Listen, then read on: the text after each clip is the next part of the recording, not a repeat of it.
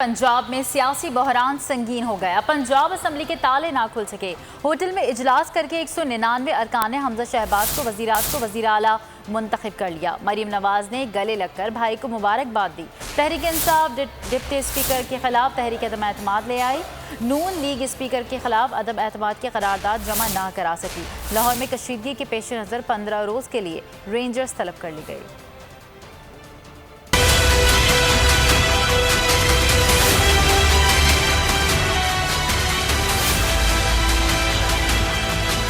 Punjab assembly का ना खुला ताला। हमजा होटल में बैठक सजाकर बन गए वजीर आला। हमजा शहबाज शरीफ साहब के हक में 199 वोट से मेरे तहरीक इंसाफ का दोस्त ना रहा। पार्टी क़यादत को बताए बगैर असम्बली की बैठक बुला ली। इसके बाद जो हुआ वो एक्शन और सस्पेंस से भरपूर था।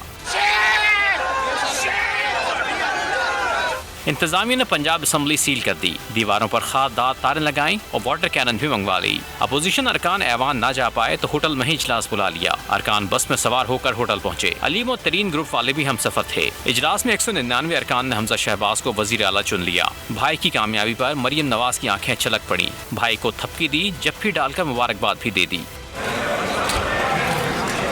असम्बली इजलास बुलाने के लिए डिप्टी स्पीकर की अदा PTI क़यादत को ना भाई। स्पीकर के तमाम अख्तियारात छीने पार्टी तहरीक अदम एतमाद ले आई। यही नहीं, जब नून लीग अरकान स्पीकर के खिलाफ तहरीक अदम एतमाद लेकर पहुंचे तो असम्बली स्टाफ ने साफ कह दिया, सॉरी सर, अंदर जाना मना है। खैर है, आप लोगों को क्या हो गया? कशीदगी के पेश नज़र लाहौर में 15 दिन के लिए रेंजर्स को तलब कर लिया गया। असम्बली के अतराफ में दफ़ा 144 नाफिज कर दी गई।